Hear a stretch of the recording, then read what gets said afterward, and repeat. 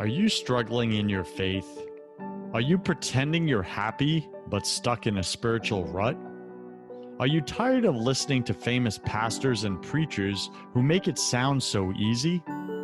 Welcome to Broken Catholic, the #1 Protestant and Catholic voice in America. I talk about the important things that nobody else is talking about, like how to align with God's plan for your life, because I believe this is where 90% of Christians get stuck. And I tackle the negative self-talk that we all secretly struggle with but won't admit. My guests are brave Protestants and Catholics who share their struggles, their fears, and their daily holy habits that help them win in their spiritual lives. I'm your host, your coach, your friend, Joseph Warren. I'm also a broken Catholic and former atheist, and a spiritual coach to Christian business owners and CEOs who are married with children. This show was created for you, the broken Catholic who's pushing to get your spouse, your kids, and yourself to heaven. Wherever you are in your spiritual journey, you're just one surrender prayer away. Today, my featured guest is Justin Janowski. He's a loving husband and father, a podcast host, a speaker, and the founder and CEO of Faith to Influence. His company's mission is to help Christian businessmen win more at work, at home, and in the faith through Faith to Influence's retreats, coaching, and mastermind programs. So what you just heard there, BC Nation, is that it's not enough just to win in business. You can make all the money in the world and still go home miserable. I coach those people. I know exactly what that's like. I was one of those guys. I made the millions and went home miserable and alone and broken every day. What's the point? So you want to win at home and at work and in your faith. That's what Justin's all about. Through God's grace, Faith to Influence created over $400,000 in revenue in its first year in business. What I like about Justin is that he's not hiding the business success. He's bringing in the business success with the faith success and saying you can have both, and God wants us to have both. And this isn't prosperity gospel either. Okay, this is saying you don't have to be totally broke and poor in order to follow God. You don't. Justin has trained over 1,000 entrepreneurs, salespeople, and coaches over the last decade to successfully launch or grow their professional careers while honoring God and honoring their families. Justin Janowski, you can find him at faithtoinfluence.com. That's faith, the number 2, influence.com. Justin, welcome to Broken Catholic. Go ahead and fill in some of the gaps in that intro, would you? Joseph, thanks so much for having me. I'm really excited to be on the show. And to fill in some of the gaps on that intro, I'll also add that I've got 2 little ones at home, and Joseph and I talked. He's got a 2-month-old. We've got a 2-month-old that was born 3 days earlier than his little girl. So that's Gavin for us, our son. And we've got a 1.5-year-old Grace at home. And my wife and I have a really tender heart for our family and also for our community and for giving. And these are things we really care about. And I have 2 visions that are kind of equally interesting to me. And one is to be really impactful and be successful in business and to have like great influence and work really hard. The other vision, though, is simply to be the cool house in the neighborhood and have people smell the barbecue and come on over and be the house where people come to watch the Packers game and just hang out. And so I've got kind of this part of me that just wants to have an easy life with the fence and the dog and the kids and easy but important. And another part of me that wants to be really influential. And I think that these 2 things can merge together really well. That desire to just enjoy our neighborhood, enjoy our community, and also to go beyond that with what we're doing at Faith to Influence. You know, I think you bring up a great point, Justin.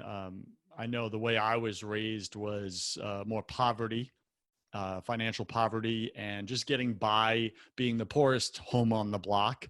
And that was kind of how Christianity was all tied into that. It was kind of like, well, if you want to worship God, then life's meant to be a struggle.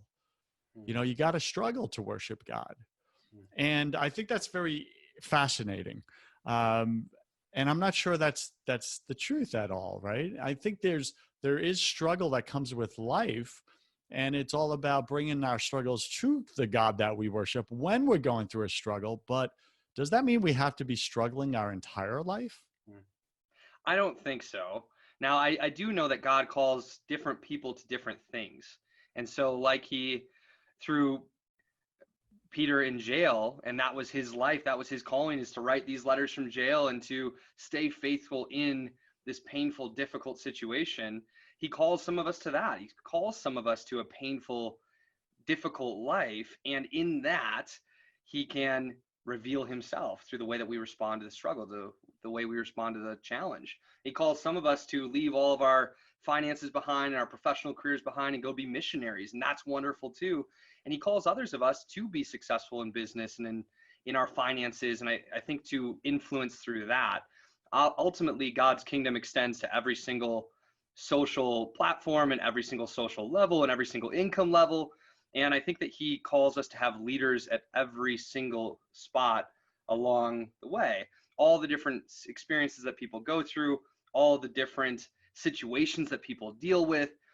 I think that God just wants us to have authentic leaders in every situation.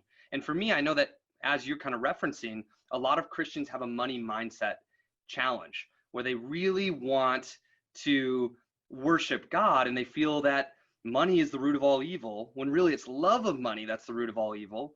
And for me, that's, for whatever reason, God's never instilled that fear or that concern in me. I want to earn as much as I possibly can, but also give as much as I possibly can. And my wife and I have always given 15 to 20%, and I'd love to someday give more. And as we earn more, we can give more, and we can be influential to certain communities that we might not otherwise reach. So what I'm hearing you say is that you're all about earning more so that you can influence more. Is that correct? Yeah, and to give more. That's it. You know, one of my friends is a billionaire here in Tampa, Florida, and I think he gives away something like 80, 90% of his income. Mm. Now, obviously, that 10% he has left over, he lives in the multi-million-dollar house. He's got all the different Mercedes and different vehicles and everything like that. He still lives better than 99% of planet Earth, but he's giving away more than 99% of planet Earth. And because he's such a great steward, God keeps raining down financial blessings in his life. So what I'm hearing you say is you can have both. It's what do you do with the money? Do you worship God or do you worship the money? Because you can't worship both, right? Exactly right. All right, let's get into it. You do these retreats with men, and men are struggling. And most men, in my personal experience here locally in Tampa, I have been part of men's retreats. We run a men's program. 200 guys show up every Tuesday morning for a men's like Bible study type experience. And regardless of their age, I find my personal experience is that most men will not admit that they have a problem and therefore will not seek help. So they'll just struggle in silence. Do you have a similar experience with that? What do men show up to your retreats with? Like, what's the big common theme that you hear as far as the suffering or what they're struggling with across the board with men? It's a great question. And to respond to the first part of what you were sharing, Joseph, I think you're right that most men won't just come out and admit that they're struggling or that they're in pain. We oftentimes had models in our fathers and our grandfathers of being stoic or hard or limiting our emotional experience a little bit. And so we try to do the same thing. However, my experience has been that when you ask the right questions, most men are actually really willing to open up. And if we're willing to be courageous with our questions, most people will answer the question. The problem is that most men aren't asking each other good questions. And so when we're hanging out with our buddies, we're usually talking about sports, we're teasing each other, we're talking about potentially women, and sometimes in a negative way, in a way that's not really appropriate. And we're just having beer and having kind of surface level conversation. And so when we are willing to be courageous enough in our friendships and our relationships to ask the deeper questions, to get really curious and go 3 or 4 layers deeper than most will go, I think you'll find that people will answer those questions. Men do want to talk about what they're experiencing. And that's been what we've experienced at our retreats. As men come in, and if we set the stage appropriately and we ask the right questions, once one opens up, then the next, and then the next, and then the next. And we work with high achieving masculine men in business. And they come to these retreats and 70 or 80% of them cry at some point during the weekend, because most of us have, almost every one of us has some sort of deep-seated pain that we haven't talked about, that we haven't worked through, that we haven't dealt with. And for us, what we're experiencing is that's everything across the board. In some cases, it's a deep insecurity and a question of whether or not each man is enough.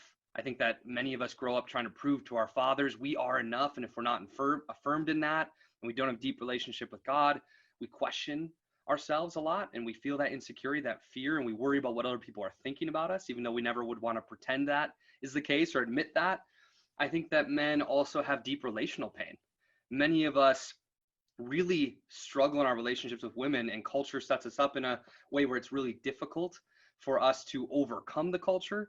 And many men are abusing things like pornography, relationships with other women. They have significant pains from this that need healing. And beyond that, like, I think that some men are withholding who they really are. They're not showing up with the emotion and the love and the compassion that really exists in their heart, because of that idea that they need to be tough and they need to be strong. And ultimately, we all deal with a number of different things, whether it's addiction or pain that needs to be healed. And we simply need a community that's going to come around us and fight for the things that are most important. BC Nation, what I'm hearing Justin say is be courageous in your relationships to ask the deeper questions. Mm-hmm.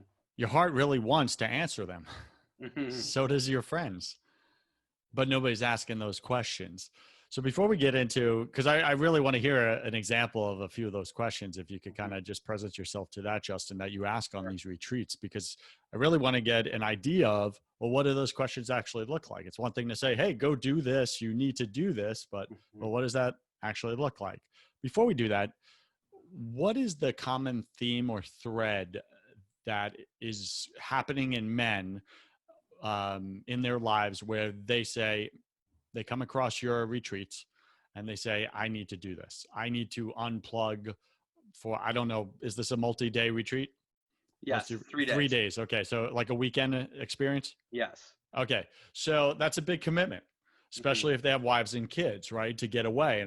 And so what is going on in the man where he says, enough, I'm signing up, I'm doing this? Because it's been my experience, a lot of the retreats locally here, the wives sign up the husbands and say, you're going to this. So what's going on in the men for them to actually take action like that? Well, ultimately, we all take action when we have enough leverage to act. And we typically gain the leverage to act in one of two ways. Either one, we want to avoid pain. And so men will oftentimes get to a place where they're finally recognizing, even if they haven't shared it with anyone else, that they're in pain, and the pain is too much for them to want to continue to experience it. It might be pain in their marriage. It might be pain financially. It might be pain in their business. It might be that thing we talked about before, where they're just questioning themselves and their identity and worrying about what people think. And they're just not expressing the fullness of who God created them to be at some level. And it hurts. And it might be that they're not showing up as the father they need to show up as. It's a number of different things, but ultimately they're in some level of pain and they say, I don't want to feel this anymore. And maybe some community, some great content, some sharing, some questions, some opening up might shift and get me out of this pain. And the other thing that gives leverage to people is that they desire something, that maybe they're pursuing pleasure rather than avoiding pain. And maybe they see that, man, my life could be so much better if I could honor who I really was. My life would be so much stronger and feel so much more fun and so much more free if I could connect with God at a deeper level. My life would be so much better if I could have real relationships with men of depth. Or my life would be so much better if I could begin to show up as the husband and the father that God created me to be. And they see what could be possible. And they want that badly enough to say, okay, it's time for me to go pursue that. Oftentimes, for most people, it's the pain that we want to avoid that compels us more than the thing that we want to pursue. In some cases, though, especially for people who have clear vision, they want something badly enough to say, it's time for me to act. Okay, I really get that, the pain and the pleasure. So how do they find you, or how do you find them? How do you tap into their world? Because most guys, in my experience, are not online looking for men's retreats to go to. Is that correct? Yeah, that's totally correct. I don't think people are thinking, oh, let me find the next men's retreat. I think that they have to have the opportunity put in front of them. And the way that we've done it is 90% through people we know and referrals. I really, really believe in building business through referrals and warm leads. I understand that online marketing is very popular right now and funnels are very popular right now, and they absolutely work for some businesses. I also want to encourage any entrepreneurs who are listening to this that you don't need to overcomplicate your business right out of the gates. It might be that you could simply reach out to the people you already know, who you've built a relationship with, who you have trust and respect with, mutual respect, and ask them, invite them to something special, to be a part of something. And then from there, when you deliver at a really high level, people naturally want to refer. And we ask every single client for referrals. And I think that that's another way that entrepreneurs and salespeople need to develop courage is the willingness to ask for referrals, ask for introductions. And 90% of our sales have come from that. The other 10% have come from free social media marketing and a little bit of funnel and paid ads and those sorts of things. So uh, this is just a funny thought to me, and I'm guessing it's not the case, but before men go home on the retreat, before they're allowed to leave, do you have them like sit down and say, okay, I need 3 referrals from you right now, or you're not leaving the house, like it's locked?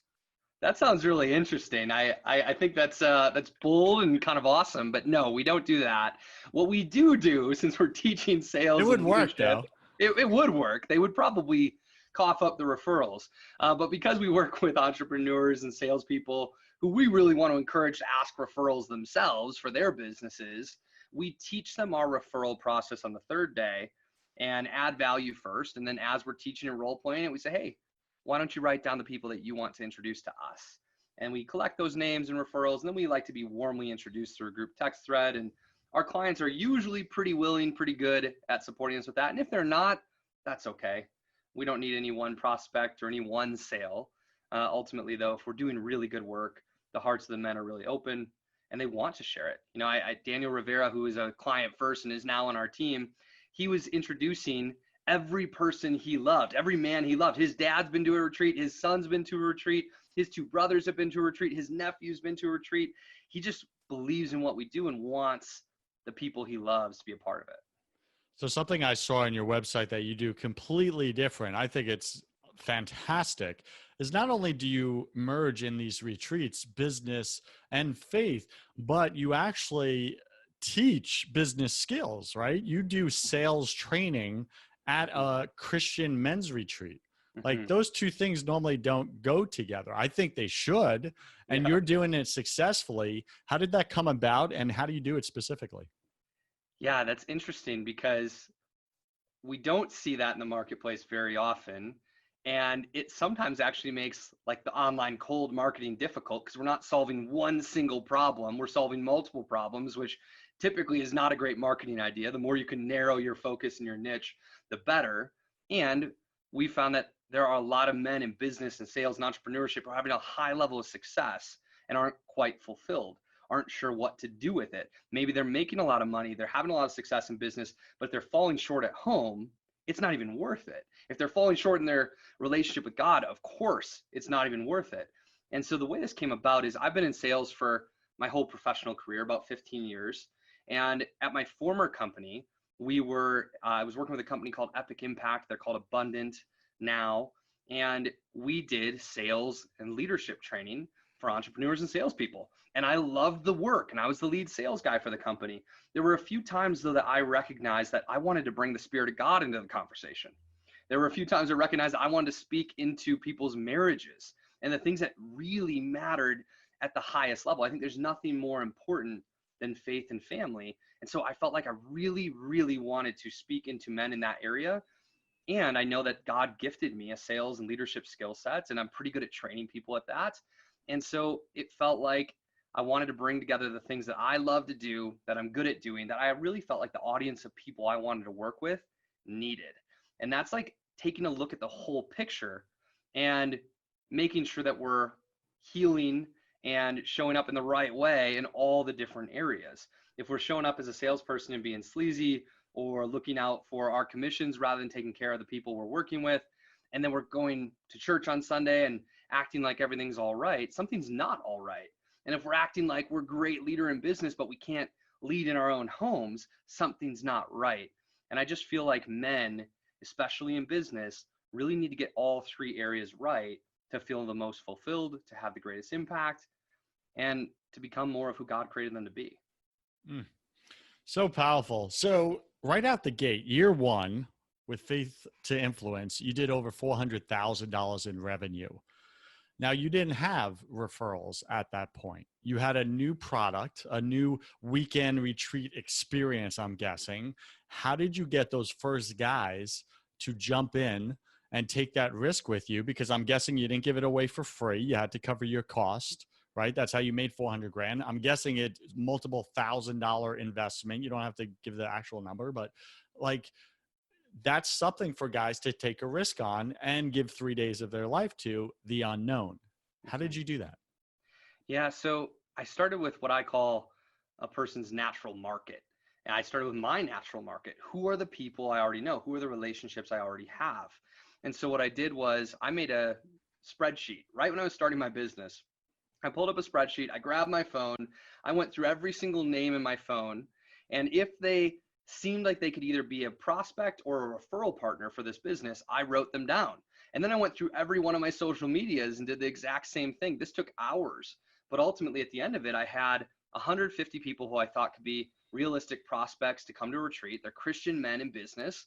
That's basically what I was looking at for qualifications. And then I had a list of like 200 or 250 people who I thought they respect me, we have a good relationship, and they might be willing to believe in me enough to refer me to one or two people who could be a fit. And then once I did that, I went through that list of the prospects and I sent a text message to every one of them that I wanted to pursue. I didn't send out 150 right out of the gate, but I sent out like 60 text messages in one day. And I said, hey, I'm starting this new business. It's called Faith to Influence. This is what we're all about, helping people do this, this, and this. And I'd love to, share with you a little bit more about what we're doing and see if it might be a fit for you or someone in your network, someone you know. And I just kind of poured my heart out in this text, and I sent out 60 people, which might not feel like pouring your heart out because it was a copy paste, change the name kind of structure, but that was the way I could reach out to a tremendous amount of people. Now, I might have changed a sentence or two for certain people to make sure that it made sense for who I was sending the message to. And I'll tell you, Joseph, a lot of the people didn't respond at all. And then there was a handful of people who responded and said, wow, that's so cool. It's not for me, but good luck, and sent me a nice, encouraging message. And then there were a handful of people who said, oh, this is really interesting. I'd like to talk about it. And I got on the phone with a few people who were like, man, like you said, wow, bringing faith, business, and relationships and family together. I've never heard of this before. This sounds like it's specifically for me. This is what I need. And some people were really fired up about the idea and wanted to be a part of it. And then I just started sharing on social media with the people I knew that I didn't have a phone number of, I wasn't in close connection with, but I was just sharing, here's what I'm doing, free social media advertising. Here's what Faith to Influence is all about. And in that first retreat, I had 6 people who I knew, who I sent those text messages to, and said, yeah, I'm really interested in this. Come out and join us. And man, I'm so grateful for those men entrusting me and believing in this vision at the beginning. And then I had one person who was an acquaintance on Facebook who saw what we were doing and reached out and sent me a message and was curious. And then I had one person from LinkedIn who I'd never met before, didn't know who he was. We just happened to be connected on LinkedIn. He said, wow, I've never heard of anything like this. Can you tell me more? And he came out.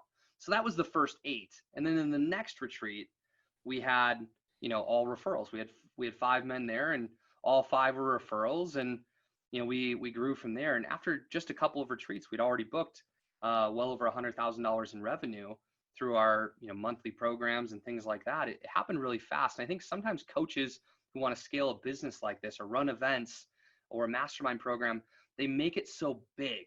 Like, oh man, I need to have thousands of people on my email list, and I need to run all these Facebook ads and reach out to all these people I don't know and build my reputation. And I sometimes am reminding people that it's not necessarily that difficult. If you are charging a price that has integrity to what you're doing, and you have a network of people who fit your client profile, we can sometimes build the business in a little bit easier, more efficient way, more fun way, and then build the reputation and then expand on to colder prospects. It's really powerful. Yeah, and I agree with you. I think you're completely right on that. We think, okay, I need 100 people to sign up for this first retreat, when in fact you started with 8. Mm-hmm. And then your next one was 5, right? Mm-hmm. And you just started to build that track record of integrity and results, and boom, referrals. Mm-hmm. And here you are, just kicking it, winning. That's fantastic. So we're speaking with Justin Janowski. He's the founder and CEO of Faith to Influence. You can find him at influence.com. He does Christian men's retreats, mastermind groups, and he adds business, he adds family, and he adds faith. And when you combine those 3 together, I think that's a very unique and powerful combination of winning in your life, all areas of your life. Why just win in one? Why settle for one? It doesn't make sense. I did it. It sucked. Right, Justin? Yes. All right, buddy. So I'm going to ask you this. What are your top 3 tips or spiritual strategies for men right now listening to the show, and a few ladies, that they can do this week during a pandemic at home to step into either that pain avoidance or that pleasure seeking of winning in these 3 areas of their life? Was that a too broad of a question, or are you clear on the question? I'm clear on the question. What do you got? What are your top 3 tips or strategies? The first strategy is to pray. I think more important than anything else is to just sit in that time with God. Men today are so distracted. Even Christian men, we're so distracted that we don't create any space for God. The moment we have a break, most of us are in our phones scrolling. Right before we fall asleep, we're scrolling. Right when we wake up, we're scrolling. When we're in the bathroom, we're looking at our phones. We hardly ever get our face out of our phones. And it's very hard to be thoughtful and to be prayerful and to encounter God when our face is in our phone. So first and foremost is to get our face out of our phone so we can pray. And I'll say that the strategy is get our face out of our phone and away from all the distractions so we can do a few different things. And the first is pray and just say, hey, God, I want you to help me become who you created me to be. I want your will in my life. I want the courage to surrender and be obedient to what you're calling me to, and to just talk to God. And if prayer is something that some of the listeners aren't used to doing, maybe they're a Christian, they go to church, but praying on their own seems kind of foreign. I want to remind everyone that it's really easy. All we do is talk to God. You just have a conversation. It doesn't have to be professional. It doesn't have to have etiquette. We just need to close our eyes and say, God, I want to talk to you. And he's here. He's always here waiting for that conversation, desiring to have it with us, pursuing us. And we just need to get out of our own way by removing the distraction, removing the phone. The second thing that can happen when we remove the phone and the distraction, beyond just prayer, is to sit and think. Some of the greatest leaders I know put an hour of thinking time in their calendar every week. And they simply midday Monday sit down in a chair with a journal and no other distractions, and they think and they reflect. Before we can change anything in our lives, Joseph, we need to have awareness of what it is that we want to change. We have to have an awareness of what's going on. We talk about men starting in ignorance, or people in general starting in ignorance with anything, and then infinitely better than being in that place of ignorance is that place of awareness where someone's told us something, or we've thought something, we've learned something, or God's given us an answer of awareness. And then from there, we can begin to transform the thing, which takes a lot of hustle and a lot of activity and sometimes some sweat and some tears, and it's hard. And then beyond that, we can eventually get to a place of mastery and leadership. And so what I'd recommend is sitting in silence to pray, sitting in silence to think. These are things that are really important and great spiritual practices. And then I'll throw in the third one and just say how important it is to pray with and for the people around us. One of the best things you can do for your marriage, if you're a man, is pray with and for your wife out loud. Pray with and for your wife about your marriage out loud. Every single week, my wife and I have a special evening that's dedicated to our relationship. And the first thing we do is pray. And I get to say out loud, God, please work in this marriage, work in our relationship, bring us more joy and love. Help me be a better husband. Help us to have great connection. Help our marriage to be an expression of your love. And when we pray that out loud in front of our wives, God acts on our behalf. And just having our wives hear how important this is to us and that this is the thing we want to pray about can move mountains, can really change what's going on in our lives. All right, there you have it, BC Nation. For all you men out there that are wondering how to be the spiritual leaders of your home. You have the desire to do it, but you're scared to do it because you don't know what it actually looks like to win as a spiritual leader at home. Justin just laid it out for you very practically, very tactically. It doesn't have to be complicated. Most things from God are simple. Mm-hmm. Right? I do a very simple thing of spiritual leadership. It's small, but I could tell you it's impactful. Before bed every night, I bless. I do a prayer of blessing and protection on my wife first. That makes her day. It makes her day. Like, and I do the sign of the cross on her, and I simply say, may God the Father, what do I say? I say, may God bless and protect you in the name of the Father, in the name of the Son, in the name of the Holy Spirit. Amen. And just remind her of the baptism, right, that she has. And she's a Southern Baptist, right? But it's universal. Then I go over to my daughter in the bassinet and I do the same blessing over her. And this is every single night. That changes things. Mm-hmm. I am therefore being a spiritual leader because the two women in my household are hearing the man of the house pray to God, the creator, and pray for them. Amen. Exactly what you're saying, Justin. Mm-hmm. Was that difficult? No, it takes me 30 seconds each. Mm-hmm. This is it, man. This is where you start. Be courageous in your relationships. Ask the deeper questions. Do the small little acts of faith, but do them publicly with others. That's the key, right, Justin? Yes. Yes. And I mean, it's wonderful for you to have your silent prayer time, just you and God. It's also an act of leadership, to Joseph's point, to be speaking out loud in front of others. My wife and I, we had a year of radical giving, we called it, in 2017, where we put a few structures in place to give in a way that we'd never given before. And one of them was to feed somebody every day for a year. And you can feed somebody more, you can feed a lot more people more efficiently by giving some money to a charity. And we do those sorts of things too, but we wanted to cultivate the act of giving. And we were living in San Francisco at the time, and we would go out to the streets and bring a sandwich to a homeless person, or we'd have people over to our house for dinner. And we wanted to feed somebody every day for a year. And when we had people over for dinner, even if they weren't Christians, we just said, hey, can I pray with you? Can we pray for you? And they always said yes. And speaking that prayer, they always have a smile at the end. When someone is praying for you, these wonderful words, Christian or not, it feels good. And hopefully that can have an influence over time. And so I think that the more bold we can be in praying, the better. If you're a business leader and you're not sure what to do or what to say in the middle of a heated moment or a meeting, to simply stop and say, you know what, I'm not sure what the answer is right now. Let's pray. Let's consult the God of the universe. If you can do that and be bold in that, that can move mountains. That can change things. Amen to that. We're speaking with Justin Janowski. He's the founder, CEO of faith2influence.com. You can find him there, faith2influence.com. Justin, welcome to my favorite part of the show. Welcome to the confession round. This is where I'm going to ask you 10 quick fire questions. You'll have about 3 seconds to answer each. Don't overthink it. It's just for fun. Are you ready, sir? I'm ready. Let's do it. What's your favorite thing about God? He's here. What's your least favorite thing about God? He's here. He's watching me right now. What are you most afraid of?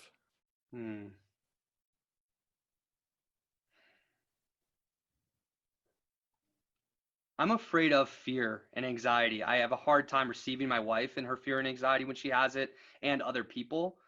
I get in this positive mindset, which is a problem. I want to empathize with people better. I want to be able to receive people's fear and anxiety. And it's the thing that scares me the most, is being afraid.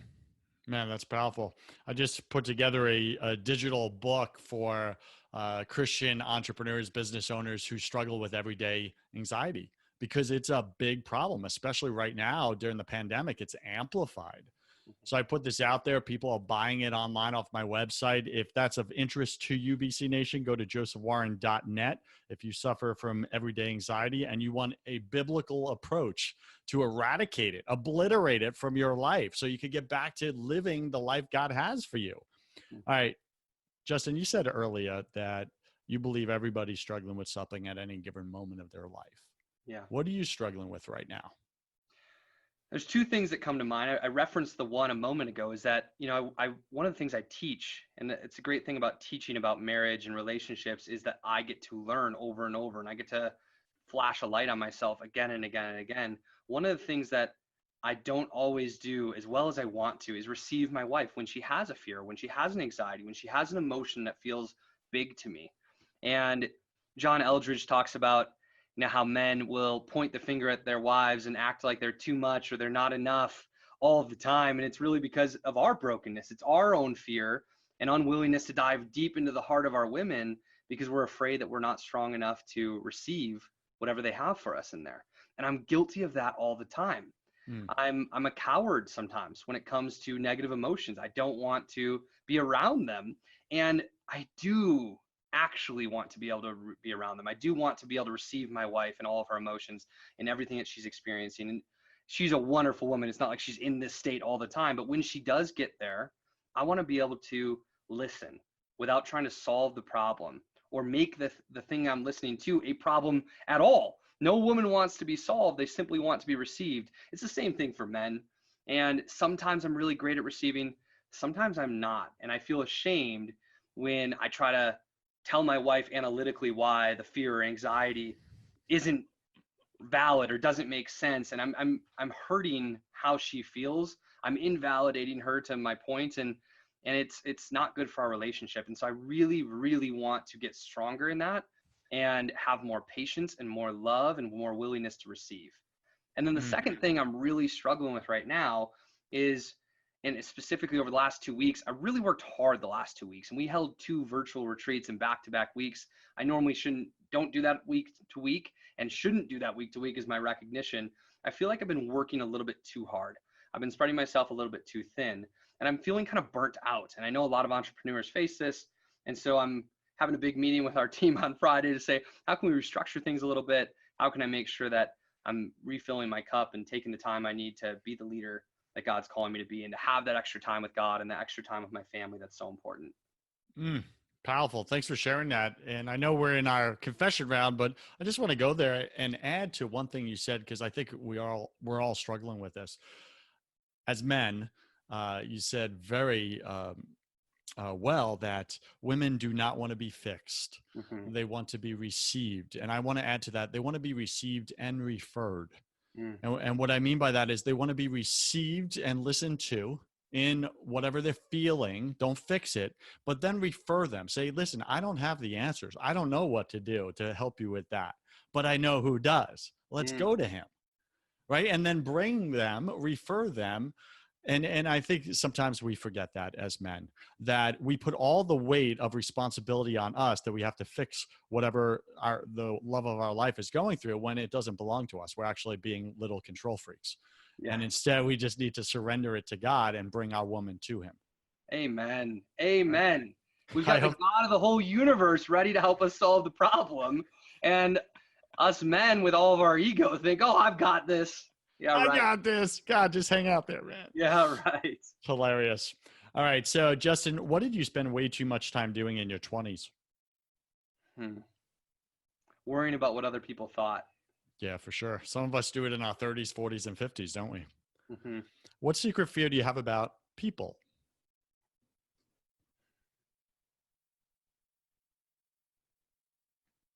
I'm not trying to overthink this question. It's just such a good question I haven't considered yet. What secret fear do I have about people? Listen, you told me to be courageous and ask deeper questions, so I'm doing it. It's a wonderful question. The secret hidden fear I have about people. Be real. We all have one or more. Either how you show up with them or they show up with you. Yeah.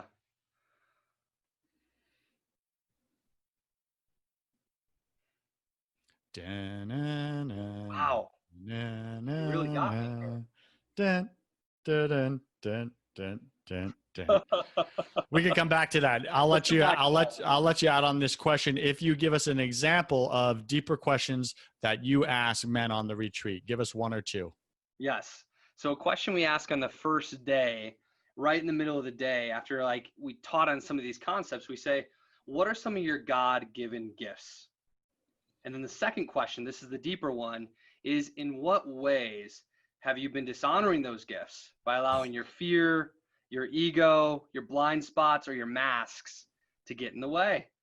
And we'll have people cry at lunch that day, sharing the answer to that question, the ways in which they're dishonoring their gifts with their ego and those different things getting in the way. And the second thing, second question we'll ask, this is before a bonfire ceremony at the end of the first day, is what is God calling for you to stop doing, let go of, or leave behind? Followed by, what is God calling you to magnify or expand in your life? And we'll have the men write these things on a piece of paper and have an opportunity to crumple them and throw them into the fire. And the fire will disintegrate the thing that we want to leave behind, but it will also expand when we put something into it. And so it works for both sides of this, but this is where men will talk about addiction. They'll talk about pain. They'll talk about forgiveness. They'll talk about the hard thing that they've been trying to avoid when we set the stage appropriately for this. And when we think about not what we want, what our next goal is, but what is God calling us to that maybe we've been resisting, that kind of question can really call out a different level of truth. Those are definitely deeper questions. You did not let us down. Thank you for that. Where did you come up with all these questions? Did you get this from someone else? Did you sit there with God in your quiet time? I sat there with God in my quiet time. It was funny because we put together the retreat. No doubt there were tremendous influence from my former company, Epic Impact, on putting together the structure of how to run a retreat. And I learned so much about that from them. But the specific content and the specific questions, I felt like God just brought to light the answers really quickly. And I never imagined myself to be a creator or a creative type, as some people talk about in business. That's not really my gift. And that's one of the reasons I know that it was absolutely from God, because I'm not really capable of coming up with a great question sometimes on my own. And God just kind of delivered it through the pen, and it went from there. Love it. All right. What do you wish you had learned sooner about God? I think I wish that I learned sooner that God is just always present, always with me, moment to moment. And I wish I learned sooner how much he loves me, even in my worst moments. I love it. Sometimes we don't think God can love us because we're broken, and that's the very reason why he loves us so much. What's a new habit you want to form? Stronger workout practices. I'm doing P90X right now, which I did a couple times years ago, but I got away from good workout habits, and now I've been pouring into that. I did the Yoga X this morning. For those of you who've done this before, it is the most intense yoga experience, and I'm on my 4th week and really enjoying that. I kind of joke around. I think Catholicism is like P90X for Christians. Yes. What is a bad habit you want to break? I'll stick on the same thread. Man, I love food, and I've got a bad habit of eating too much food, enjoying it a little bit too much. And so I want to break that habit. And this year, my wife and I have a theme of it being the year of health, and Cool. a health-focused year. And so I just really want to stay on that thread. Pick 3 words to describe who you are now. Faithful, loving, and joyful. Pick 3 words to describe who you were before you sat and removed all the phone and distractions and sat in quiet with God and surrendered your entire life to him. Distracted, lost, selfish. And last question, if you could come back to life and look your family and friends, your 2 little kids in the eye, your wife in the eye, and give them only one piece of advice about everything, about life, eternity, all of it, what would you say to them? Trust in God. 3 words, baby. Trust in God. He is a good father. Any final wisdom? What's the one thing you want my listener to know about having a relationship with God versus not? This life is really short, this life on earth. And in comparison to eternity, if you had a line with eternity drawn on it and you put this life on that line, it would be the tiniest, most minuscule little dot. And what's interesting is there's some significance to what we do here, and we ought to bring more heaven to earth. We ought to express God's love through the way that we show up. And we also ought to remember that this life isn't nearly as important as oftentimes we make it out to be. And what I'm working on right now is lessening my attachment to the things of this world and increasing my attachment to God and to eternity and to the things that really, really matter. And so I want to call people to really care about and show up in the best way they can in their business, in their family, in their faith, in all areas of life, to be a leader in your community. And also to remember that, especially in the hard times, that this isn't nearly as important as we sometimes make it seem to be. The life beyond this is so much greater, so much more important, and we've got something really special waiting for us. I love that reminder, and I think I'm going to do that. Put your life on the line, literally on the line of eternity, right? Draw it up on a whiteboard, put it on your wall, and give yourself, just perspective when you're struggling with something that seems monumental, and just look at your life on the line of eternity and see how unimportant that thing is, and surrender it, trust in God. What's the best way for BC Nation to get in touch with you? If you had a specific question for me, you could email me at justin@faith2influence.com. I would also love to just be connected to you on social media. You can connect with me, Justin Janowski, follow the Faith to Influence pages on Facebook, Instagram, LinkedIn. I'm certainly not a leader who has too many raving fans or too many friends on social media. I'd love to connect with you and get to know you over time.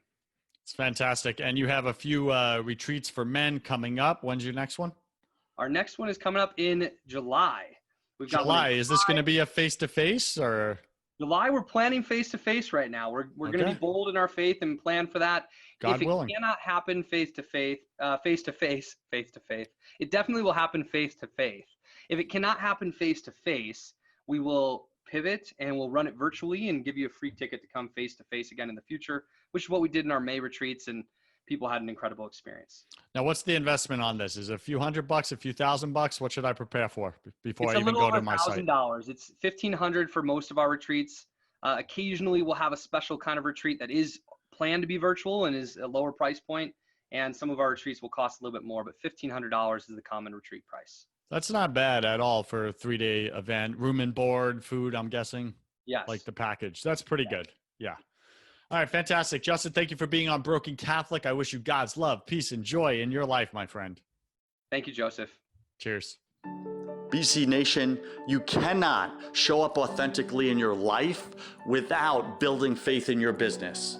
If you want the business side of that conversation, I have another podcast called First 100K, where I interview successful entrepreneurs about how they made their first $100,000, because that's where I believe 90% of you are stuck and you can't break through.